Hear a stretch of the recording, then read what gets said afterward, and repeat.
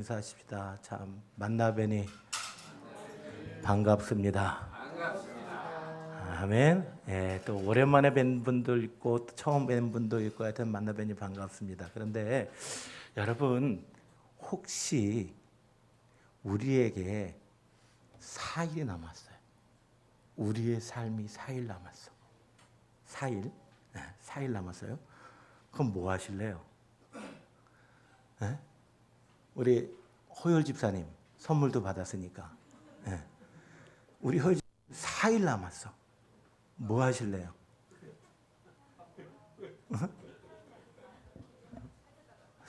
여러분 만약에 우리에게 남은 날이 4일이고 그것을 우리가 정확하게 알아. 내가 하나님 앞에 갈 시간을 우리는 잘 모르지만 그 시간을 정확하게 알면 아마 그 4일 동안은 내 삶을 정리하면서 가장 중요하고 가장 필요한 일을 하지 않을까요? 오늘 예수님은 전지하신 하나님이십니다. 예수님은 모든 상황과 모든 형편을 아실 뿐만 아니라 본인이 무엇을 위해서 이 땅에 오셨는지도 정확하게 아시는 분이십니다. 그리고 언제 그 사명을 감당해 십자가에 지셔야 되는지도 정확하게 아시는 분입니다. 오늘 본문의 배경은 예수님께서 이제 유월절 어린 양의 사명, 십자가 사명을 감당하기 위해서 어디로 오시는 과정에서 예루살렘으로 오시는 과정에서 이루어진 얘기입니다. 이제 19장 앞에 보게 되면 예수님께서 예루살렘에 입성하셨습니다. 그리고 나귀 타고 입성하셨습니다. 스가랴 선지자가 예언한 대로 이제 예수님은 나귀를 타고 이제 예루살렘 성으로 입성하셨습니다. 많은 사람들이 자신의 옷자락을 깔아서 덮습니다. 예수님이 가시는 그 길에 이제 그 옷자락을 펴니다. 그리고 그들이 환호합니다. 호산나 다윗의 자손이요 주의 이름으로 오시느니 하면서 막 예수님을 찬양하고 예수님이 그들의 뭐가 될 것을 왕이 될 것을 기대하고 있습니다. 그런데 거기 모여있는 많은 무리들이 기대하는 왕은 예수님이 생각하는 왕과 같아요? 달라요? 다릅니다. 그들이 생각하는 왕은 로마의 압정으로부터 해방시켜줄 정치적인, 경제적인, 사회적인 왕으로 해방자로서의 왕을 생각하고 있지요. 그러나 예수님은 아니지요. 오늘 예수님은 우리의 인생의 가장 근원의 문제, 본질적인 문제, 죄의 문제, 죽음의 문제, 영생에 관한 문제를 해결하기 위해서 이 세상에 만왕의 왕이 되기 위해 오셨단 말이에요. 그러니까 예수님이 생각하는 왕과 저들이 생각하는 왕이 같아요, 달라요? 달라요. 같은 상황에서 다른 꿈을 꿔요. 동상이몽의 상황이란 말이에요. 이러한 이들의 모습을 보면서 예수님이 19장 41절에 보게 되니까 가까이 오사 성을 보시고 뭐 하시며 우시며, 성을 보시고 뭐 하셨어요? 우셨다라고 되어 있어요. 그런데 이 우셨다는 것이 그냥 훌적인 정도가 아니에요. 예수님이 예루살렘 성을 보면서 통곡하면서 갑자기 우신 거예요. 왜 그랬을까요? 예루살렘 성의 앞으로 되어질 일을 예수님은 알고 계시기 때문이에요. 70년이 되면 AD 70년이 되면 예루살렘 성이 불타버립니다. 거기에 있는 많은 아이들이, 많은 여인들이 수치를 당하게 되고 죽임을 당하게 되고 고아가 되고, 그리고 많은 사람들이 고통 가운데 몸부림치게 될 겁니다. 그 예루살렘 성의 모습을 보니까 예루살렘이 가까이 오니까 깝깝하신 거예요. 마음이 아픈 거예요. 게다가 지금 이들이 예수님을 호산나 다윗의 자손이여 왕이여 없어서 다윗의 자손이면서 막 손을 흔들고 막 감람나무 가지를 흔들고 그리고 옷을 깔고 그러지만 그들이 전혀 예수님의 본심을 모르는 그들의 모습을 보니까 정말 복잡한 마음이 들었던 것 같아요. 그래서 예수님이 그들을 보고 통곡을 하셨습니다. 이게 예루살렘 입성하는 첫째 날 사건이에요. 그리고 오늘 본문의 내용은 그 다음 날 이야기예요. 예루살렘 입성하셨어요. 그리고 예루살렘 보고 통곡을 하셨어요. 그리고 그 다음 날 오늘 제일 먼저 하신 일이 뭐예요? 45절 볼까요? 성에 들어가서 장사하는 자들을 뭐 하셨어요? 쫓으셨다라고 이야기합니다. 성전에 들어가서 장사자들을 다 내쫓으셨다. 이제 예수님은 그에게 남아있는 시간이 4일밖에 없다는 것 알고 있어요. 그리고 예루살렘 입성에서 가장 중요한 첫째 날 예수님이 제일 먼저 하신 일이 뭐예요? 성전에 들어가서 장사하는 자들을 쫓으신 거예요. 왜요? 그것이 예수님이 생각하기에 지금 예수님이 하늘나라 가기 전에 가장 시급하고 중요한 일이기 때문에 그래요. 그러면 왜 장사하는 자들을 쫓았을까요? 오늘 46절에 보게 되면 뭐라고 되어 있습니까? 그들에게 이르시되 기록된 바 내 집은 기도하는 집이 되리라 하였거늘 너희는 누구의 소굴로 만들었다고요? 강도의 소굴로.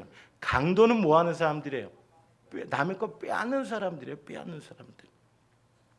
여러분, 이 성전 정화의 사건을 사복음서가 다 기록하고 있는데 그 중에서 똑같은 사건과 똑같은 시기를 기록하고 있는 마태복음 21장 12절에 보게 되면 뭐라고 기록된지 한번 볼까요? 21장 12절에 이렇게 기록되어 있습니다. 예수께서 성전에 들어가서 성전에서 매매하는 모든 사람들을 내쫓으시며 되어 있죠. 매매하는 모든 사람들은 오늘 어떤 사람들인고 하게 되면 첫 번째 뭐 하는 사람? 돈 바꾸는 사람. 또 두 번째 뭐 하는 사람? 비둘기 파는 사람. 이 사람들이 지금 성전 안에서 이제 장사를 하고 있어요. 당시의 성전은 헤롯 성전입니다. 여러분, 성전이 우리가 이야기할 때 예루살렘 성전이 하나, 둘, 세 개가 있었던 것도 혹시 아시나요? 첫 번째 지은 성전이 누구냐면 솔로몬이 지은 성전입니다. 솔로몬이 지은 성전이었는데 이 솔로몬이 지은 성전이 바벨론에서 불타버리게 되고 무너져버리게 됩니다.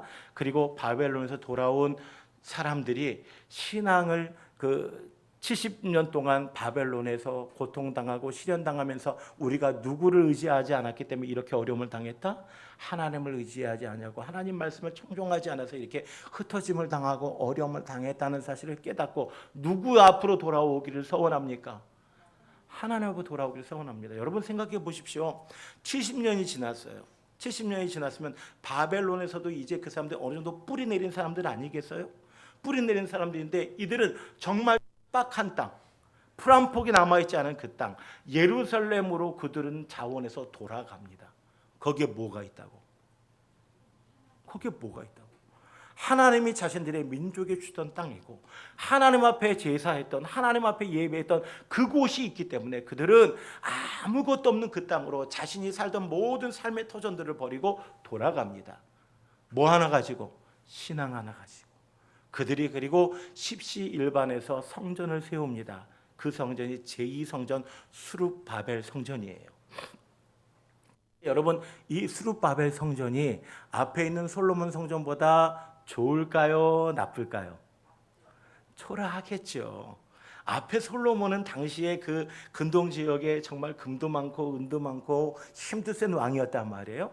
그러니까 금으로 치장을 하고 은으로 치장 정말 멋있게 딱 지었는데 지금 이 사람들은 누가 지었는 거예요? 물론 바벨론 왕에 의해서 이제 그들이 물질도 가져오지만 그럼에도 자기 마음대로 쓸 수 있어요? 없어요? 없어요.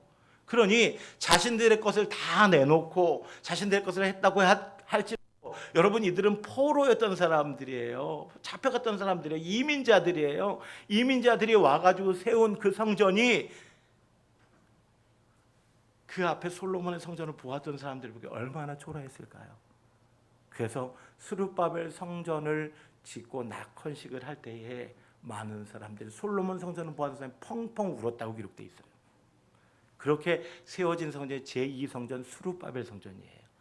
그런데 이 스룹바벨 성전이 이제 신구약 중간기를 지나고 여러 시간들을 지나면서 이방인들의 훼손이 되기도 하고 오염이 되어지기도 합니다. 심지어 이방 사람이 와서 그들이 가장 가증하게 여기는 돼지의 피를 성전 마당에다 뿌리기도 하고 막 이래요.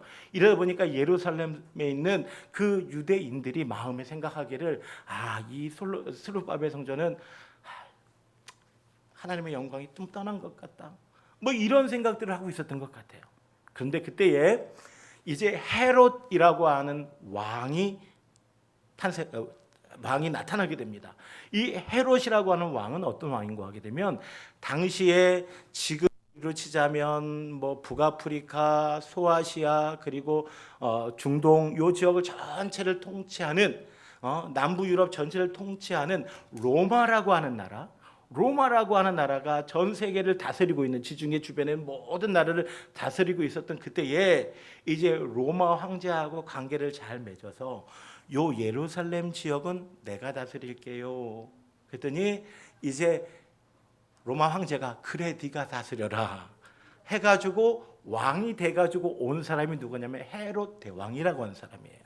그런데 이 헤롯 대왕이 온전한 정통 유대인이 아니에요. 이두메 출신이라 그러니까 쉽게 얘기하자면 죄송합니다. 혼혈입니다. 혼혈. 하프. 반만 유대인이에요. 그러니까 반만 유대인인 그들이 와서 유대인은 왕으로 다스리겠다고 하니 예루살렘에 있는 유대인들이, 가나안 땅에 있는 유대인들이 아 우리 왕이십니다 막 박수치고 환영하고 그랬을까요? 아니죠. 자기의 정통성이 약하고 자기가 다스리기 힘드니까 이 헤롯이 어떤 일을 하기 시작하면 눈에 보이는 일을 하기 시작합니다. 엄청난 건축물들을 많이 지어요. 그래서 헤롯 대왕 때에 가이사라 빌립보 뭐 이런 것들이 다 재건이 되고, 그리고 헤롯이 유대인들 신앙 좋은 사람들의 마음을 사로잡기 위해서 이제 시작한 일이 뭐냐면 헤롯 성전을 짓는 거예요. 이게 BC 19년부터 시작해서 AD 63년까지 80여 년에 걸쳐서 이제 그 건물을 짓게 되어집니다. 80여 년에 걸쳐서 짓게 되어지고, 예수님 당시도 헤롯 성전이 완공이 되어진 상태는 아니고, 그렇게 짓다 보니까 그 오랜 시간을 짓다 보니까 그 헤롯 성전이 멋있을까요? 멋이 없을까요? 겉으로 보기에 폼나지 않겠어요? 그 심지어 학자들의 그 이야기를 보면 헤롯 성전이 솔로몬 성전보다 더 높았대요. 지성소도 더 높고 성소문도 더 높고 들어가는 문도 더 높고 땅도 더 넓고 성전의 이 주변에 둘러싸고 있는 모든 공간들이 솔로몬 성전보다 더 좋았다는 거예요.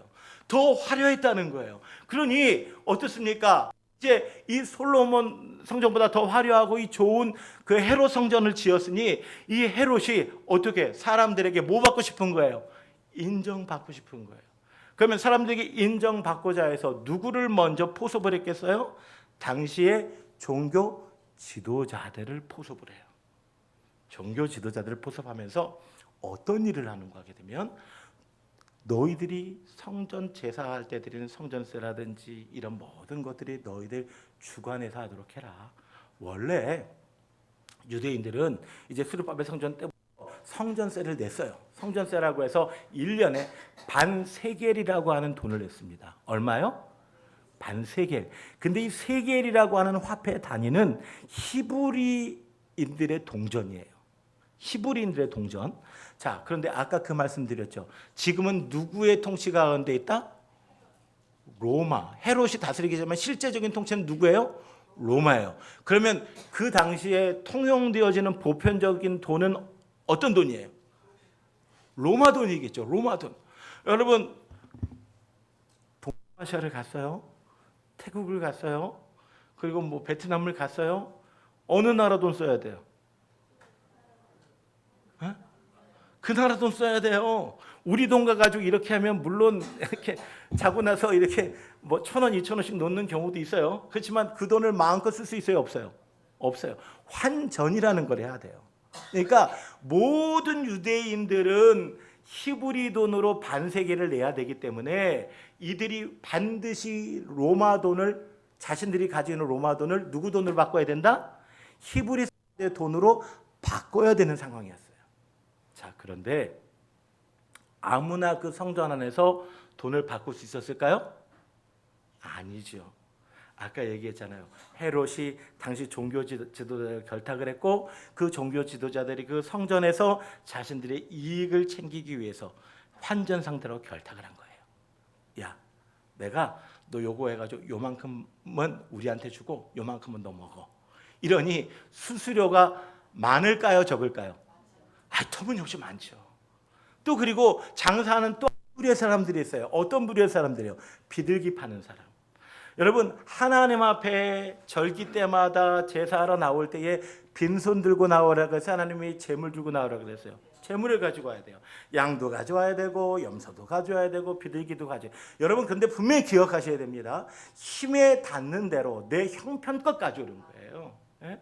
부자는 소도 가져오고 높은 사람은 소도 가져와도 되고 양도 가져와도 되고 그렇지만 가난하고 힘없는 사람은 하나님이 분명히 말씀하셔서 비둘기를 가져오거나 아니면 고운 가루 얼마를 가져와도 돼요. 예?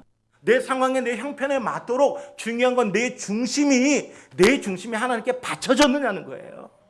그 이제 그렇게 가져오게 해요. 근데 여러분 다 모든 유대인들이 어디에 모여서 제사를 해야 된다고요? 예루살렘에 모여서 제사를 해야 되는 거예요. 그러니까 저 위에 갈릴리 예수님이 태어나신 건 베들레헴 태어나셨죠. 자라셨던 나사렛에서 오게 되면 뭐 일주일이 걸리고 보름이 걸리고 열흘이 걸리고 그래요. 그러면 그 사람들이 양을 끌고 오고 염소를 끌고 오고 비둘기를 끌고 오는 게 쉬운 얘기예요, 어려운 얘기예요? 어려운 얘기예요. 그러니까 그들이 제일 편한 뭐를 가지고 와? 금을 가져오고 은을 가져오고 돈을 가지고 와서 성전 가까이에서 바꾸면 되잖아요. 자, 그런데 요거를 이용해서 당시에 종교 지도자들이 야, 너네 여기에서만 비둘기 사야 돼. 그 성전 제물이 합당한지 합당하지 않은지 누가 판단해? 제사장들이 판단한단 말이에요. 그러니까 딴 데서 가져오면 야, 이거 다시 가라 그래.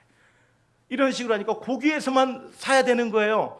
그러면 이 사람들도 여기에서 팔려고 하는 특권을 가졌으니 누구에게 또 돈을 내야 돼? 제사장들도 돈을 내야 돼. 그러면서 제사장들이 그 성전을 이용해서 성전의 제사를 통해서 그들이 자신의 이익을 누리게 되는 거예요. 그런데 안타깝게도 당시에 모든 유대인들이 잘 먹고 잘 살았으면 뭐 그럴 수 있겠다 싶은데 요세푸스라고 하는 학자에 의하면 당시에 80% 정도가 예루살렘에 사는 사람들이 유대 땅에 사는 사람들이 가난했다 그래요. 가난한 사람들의 오혀를 짜내서 자신들의 치부, 자신들이 이익을 탐하는 자들이 바로 종교 지도자들이었어요. 모든 사람이 그런 건 아니에요. 일부예요, 일부 종교 지도자들이었어요. 그러니 예수님이 그들의 모습을 보고 그들의 속을 한가운데 들어와서 그들의 상과 테이블을 뒤집어 엎는 게 이해가 돼요, 안 돼요? 이해가 되죠. 그러니까 그들 뒤집어 엎는 거예요. 그리고 이것이 중요하다는 건 뭐냐면 이게 상징적으로 보여주는 거예요. 하나님께 예배하는 것, 하나님 앞에 중요한 건 뭐냐면 겉으로 드러나는 화려한 헤롯의 성전이 아니에요. 에? 오늘 역대상에 보게 되면 역대상 17장 한번 보실래요? 자, 역대상 17장 이야기가 17장 3절부터 기록되어져 있어요. 17장 3절부터 6절까지 이야기를 보면 그 밤에 하나님의 말씀이 나단에 임하여 이르시되 가서 내 종 다윗에게 말하기를 여호와의 말씀이 너는 내가 거할 집을 건축하지 말아라. 내가 이스라엘을 애굽에서 올라오게 한 날부터 오늘까지 집에 있지 아니하고 오직 이 장막과 저 장막에 있으며 이 성막과 저 성막에 있었나니 오늘 이스라엘 무리와 더불어 가는 모든 내가 내 백성을 뭐하라고?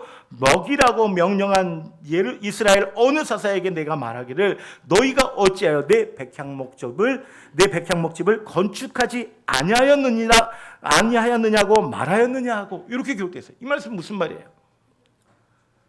다윗이 성전을 짓겠다는 거예요. 다윗이 이제는 힘이 세졌어요. 고난 가운데서 함께 하신 하나님, 나의 반석이신 하나님, 나의 요새이신 하나님, 나의 힘이 되신 하나님, 내가 그 하나님 앞에 내 모든 것들을 바쳐서 내게 주신 이 축복들을 가지고 내가 하나님 앞에 이제 하나님이 거하실 아름다운 전을 짓겠습니다. 이런 마음이 들어서 자원하는 마음으로 다윗이 하겠다고 하니까 하나님이 스톱!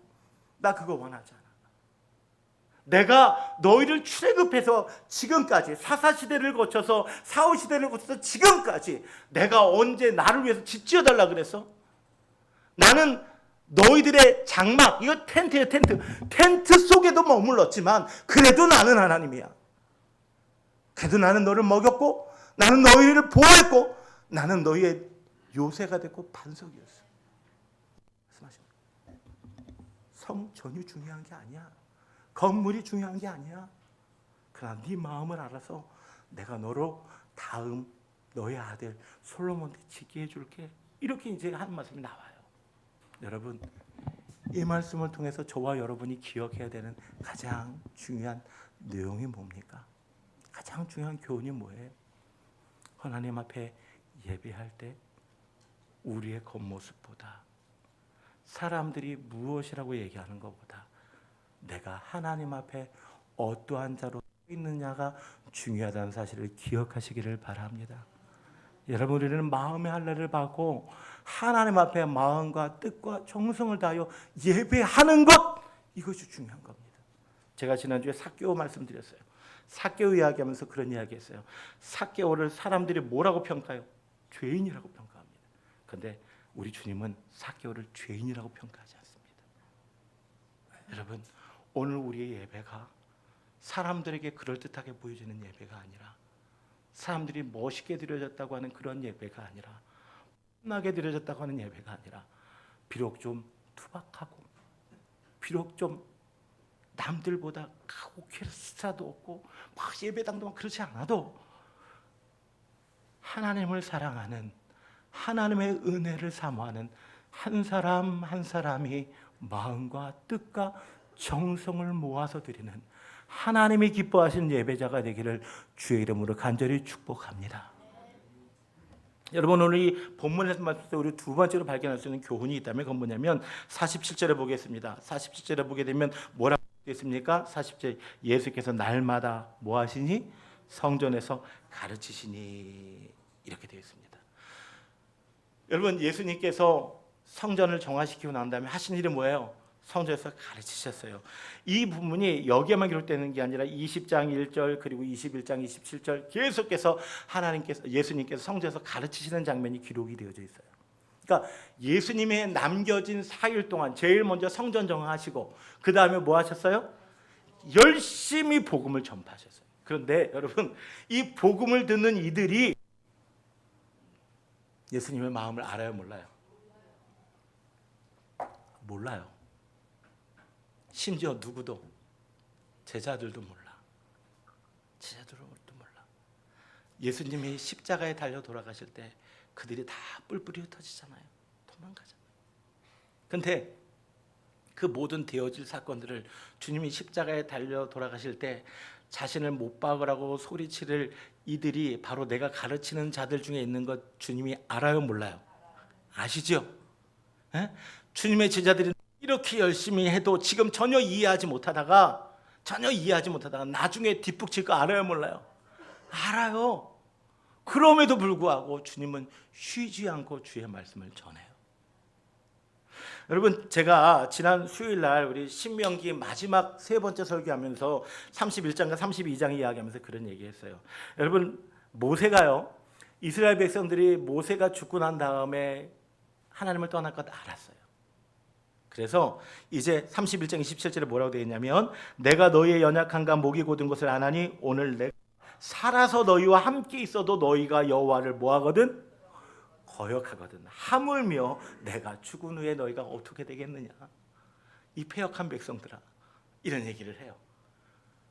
그러니까 모세도 하나님께서 이스라엘 백성들이 모세가 죽은 이후에 하나님을 떠날 것을 안다는 얘기예요, 모른다는 얘기예요? 안다는 얘기예요. 그럼에도 불구하고 모세는 마지막 그 순간까지 하나님의 말씀을 가르쳤어요. 뿐만 아니라 32장에 보게 되면 모세가 노래를 불러줘요. 노래를 부르고 그들에게 하나님 앞에 증거를 삼아요. 야, 이거 다 까먹었는데 이거는 기억해. 너희들 자꾸 생각 못하는데 이 노래라도 기억하라고 하면서 32장에 이제 모세의 노래가 나와요. 하나님의 인도하심을 기억하라는 거예요. 너희가 고난당하는 것은 너희가 하나님의 범죄이기 때문이라는 거예요. 너희가 하나님 앞에 돌아오면 하나님이 반드시 너희를 지켜주실 거라는 거예요. 하나님은 상하기도 하시고 하나님은 고치기도 하시고, 이런 하나님이라고 모세가 노래를 통해서 알려주고 있단 말이에요. 여러분, 그러면서 모세는 더 기가 막힌 게, 그렇게 이끌었던, 말 안 듣는 그 백성들을 그렇게 이끌었던 그 모세는 그들이 가야 될 하나님의 약속한 가나안 땅에 들어가요, 못 들어가요? 못 들어가요. 그거를 바라보면서 마지막까지 이렇게 노래를 불렀을 때 모세의 마음이 얼마나 안타깝고 절절했을까? 근데 예수님의 모습이 이렇단 말이에요. 여러분, 요한복음 14장 26절 보게 되면 이런 말씀이 있습니다. 보혜사 곧 아버지께서 내 이름으로 보내 성령, 그가 너희에게 모든 것을 가르치고 내가 너희에게 말한 모든 것을 뭐하게 하리라? 생각나게 하리라. 지금 너희 생각한다는 거예요? 지금 내가 아무리 너희들이 가르쳐도 너희들이 몰라요. 그럼에도 불구하고 어찌 보면 속이 경일끼지도 몰라요. 그럼에도 불구하고 주님은 그 일을 감당하세요. 왜 그럴까요? 그것이 주님이 이 땅에서 감당해야 될 사명이었기 때문에 그래요. 요한복음 이야기를 쭉 읽어나가다 보면 요한복음 12장에 최후의 만찬이 나오고 세족식의 이야기가 나와요. 그리고 난 다음에 14, 15, 16장 요 세 장을 뭐라고 했냐면 다락방 설교라고 이야기를 해요. 최후의 만찬장에서 예수님이 마지막으로 제자들에게 다시 한번 당부하는 유언과도 같은 설교. 이게 이제 14, 15, 16장이에요. 그리고 17장에 그 이스라엘 백성, 그 제자들 향해서 마지막으로 대제사장의 기도라고 해서 기도를 다 하세요. 그들이 하나됨을 위하여, 그들이 환난에서 이겨냄을 위해서 기도하시고, 그리고 요한복음 18장 1절에 보게 되니까 뭐라고 되어 있는가 하게 되면 예수께서 이 말씀을 하시고 제자들과 함께 그들은 시내 건너편으로 나가시니 이렇게 되어 있어요. 그리고 그곳에 동산이 있는데 이 동산이 어떤 동산이에요? 겟세마네 동산이에요. 주님께서 마지막으로 피와 땀을 쏟으시면서 기도했던 그곳. 주님이 잡히시기 전까지 이 제자들이, 이 이스라엘 무리들이 주님의 말씀을 이해하지 못하고 오해하고 심지어 예수님을 십자가에 못 박으려고 함에도 불구하고 주님은 그럼에도 불구하고 그들의 상황과 형편과 상관없이, 지금 내 형편과 상황과 상관없이 주님이 감당해야 할 일을 감당하셨어요.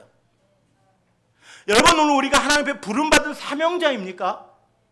그런데 여러분, 혹시 우리는 내가 이렇게 하면 이 사람들이 이렇게 반응해 주겠지, 내가 이렇게 하면 이런 결과를 맺겠지, 내가 이런 열매를 맺겠지, 열매 맺지 못하면 실망하고 낙심하고 포기하고 내려놓고 이런 모습이 혹시 우리에게 없는가라는 거예요.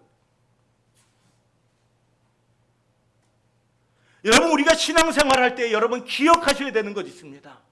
하나님께서 내게 사명 주셨다면, 하나님께서 내게 기도하라 하셨다면, 하나님께서 내게 사랑하라 하셨다면, 하나님께서 내게 섬기라고 하셨다면, 어떠한 상황이 되든 어떠한 형편이 되든 그것이 중요한 것이 아니라 내가 마땅히 감당해야 할 바를 끝까지 사명을 감당하는 사명자가 되시기를 주의 이름으로 간절히 축복합니다.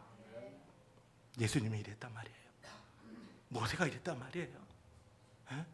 그랬더니 하나님께서 어떻게 역사하시는지 그 다음에 이야기를 볼게요. 47절에 보게 되면 이렇게 되어 있습니다. 다시 47절 돌아갈게요. 47절에 보면 이렇게 되어 있습니다. 그래서 날마다 성전에서 가르치시니 대제사장들과 서기관들과 백성의 지도자들이 그를 죽이려고 뭐하되? 꾀하되. 그를 죽이려고 그들이 계략을 짭니다. 자, 그런데 여러분, 오늘 그 다음에 이어지는 48절에 보게 되니까 뭐라고 돼요? 내 백성이 다 그에게 귀를 기울여 들으므로 어찌할 방도를 찾지 못하였더라. 죄송합니다. 오늘 이 한글 성경보다 가끔 영어 성경이 더 직관적이어서 제가 이 부분을 NIV 성경으로 읽었더니 그렇게 돼 있어요. The people were trying to kill him. 그를 죽이려고 그들이 노력했다는 거예요. try 했다는 거예요. 그런데 그 사이에 yet이라는 말이 있어요. yet. They could not. 그들이 할 수 없었대요. 거기에 yet이라는 말이 문장과 문장 사이에 접속사를 치면 그럼에도 불구하고라는 뜻이에요. 그러니까 그 종교 지도자들이 예수님이 얼마나 미웠겠어요. 자신들의 특권이요, 자신들의 치부를 다 들어엎고, 내 집을, 내 아버지 집을 왜 기도하는 걸로 만들어? 너희 강도들의 속으로 만들어. 너희는 강도라는 거 아니에요. 너희들이 백성들의 고혈을 짜고 있다는 거 아니에요. 이렇게 책망하니까 이 종교 지도자들이 얼마나 화가 났겠어요. 그 예수님을 죽이고 싶어서 안달이 났겠죠. 수도 없이 노력을 했을 거 아니에요. 그런데 그럼에도 불구하고 죽일 수 없었어요. 왜? 아직 하나님의 때가 아니에요. 아직 하나님의 때가 아니에요. 아직 조금 시간이 남았어요. 여러분, 이 말씀을 통해서 우리가 기억해야 되는 게 있어요. 마태복음 10장 29절 말씀 보겠습니다. 참새 두 마리가 한 아스리온에 팔리지 않느냐? 그러나 너희 아버지께서 뭐하지 아니하시면, 허락하지 아니하시면 그 하나도 땅에 떨어질 수 있다 없다? 없다.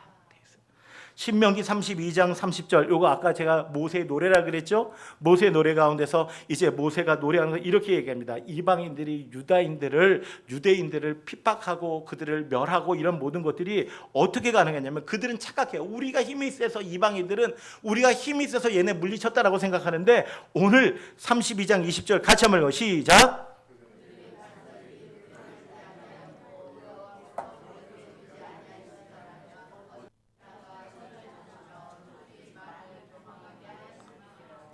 아멘. 이 말이 무슨 말이에요? 그들의 반석이, 우리의 반석 되신 하나님이 그들을, 이스라엘을 그들에게 팔지 않았더라면, 그리고 여호와께서 그들을 내주지 아니하셨다면 그들이 이스라엘을 물리칠 수 있었다 없었다? 없었다는 거예요. 바꿔 이야기하자면, 오늘 이스라엘 백성들이 고난당한 것은 하나님께서 그들을 뭐 했기 때문이다? 내주기를 허락하셨기 때문이에요. 그들이 고난 가운데, 환난 가운데 있게 된 것을 하나님 허락하셨기 때문이에요. 여러분, 요한복음 19장 10절에 보게 되면 이런 말씀, 빌라도가 이르되 내게 말하지 아니하였느냐, 내가 너를 놓을 권한도 있고 십자에 못 박을 권한도 있는 줄 알지 못하느냐. 빌라도가 착각해요. 예수님 앞에 두고 뭐라고 얘기하냐면, 예수님이 빌라도의 신문에 제대로 대답을 안 하니까 화가 난 거예요. 그래서 빌라도 뭐라고 하냐면, 야, 내가 권한이 있어. 내가 나사렛 예수 너를 십자에 못 박을 수도 있고 그리고 놓아줄 수도 있는 권한은 누구에게 있다? 나한테 있어. 빌라도 이렇게 얘기해요. 그런 것 같아 보이죠? 근데 예수님이 뭐라고 이야기해요? 11절, 예수께서 대답하시되 위에서 뭐 하지 않으셨습니까? 주지 아니하셨더라면 나를 해야 할 권한이 없었다. 그러니까 지금 예수님이 십자가에 고난 당하신 것은 하나님의 무엇 가운데 있었기 때문이다? 섭리와 계획 가운데 있었기 때문이에요. 바꿔 이야기하자면, 이스라엘이 이방에 의해서 멸망당한 것은 무엇 때문이에요? 하나님의 계획과 섭리 가운데 있었기 때문이에요. 바꿔 이야기하자면, 그들이 아무리 예수님을 어떻게 해보려고 해도 하나님이 허락하시면 됐다 안 됐다? 안 됐다. 마찬가지로 하나님의 소유된 백성, 하나님의 자녀된 우리를 우리의 대적자들이 우리를 넘어뜨리려고 하고 우리를 무너뜨리려고 할지라도 하나님이 허락하시지 아니하시면 될 수 있다 없다? 없다. 머리털 하나 손댈 수 없다는 얘기예요. 그런데 내가 고난 당하잖아요. 내가 어려움 당하잖아요. 아니 목사님, 그러면 내가 당하는 고난은 뭐고 내가 당하는 이 아픔은 뭡니까? 라고 얘기하면, 그거는 하나님께서 우리를 더 성숙하고 연단시키기 위해서 하나님이 허락하신 또 다른 축복의 모습임을 기억하시기를 바랍니다. 여러분, 우리가 신앙생활하면서 여러분 혹시 오해할 수 있어요. 내가 예수 믿는데 왜 이렇게 아프지?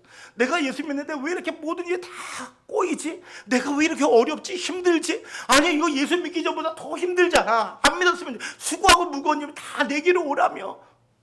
왜 이러는 거야?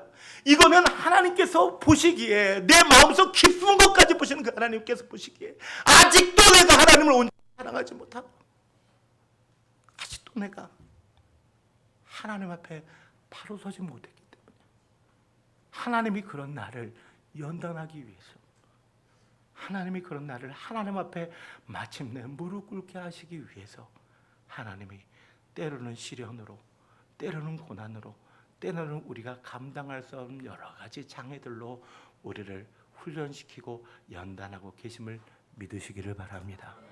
그러나 또 한 가지 기억해야 되는 게 있어요. 그럼에도 불구하고 우리가 당하는 모든 고난은 어떤 고난이에요? 누가 허락하신 고난? 하나님이 허락하신 고난이야. 그러면 감당할 수 있다 없다? 있다.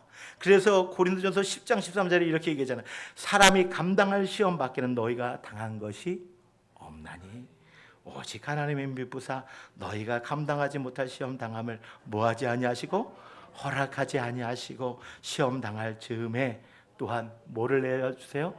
피할 길을 내사 너희로 능히 감당하게 하시느니라. 아멘. 여러분, 혹시 힘드십니까? 어려우십니까? 이 모든 것들이 사실은 하나님의 계획 가운데 있음을 고백하시기 바랍니다.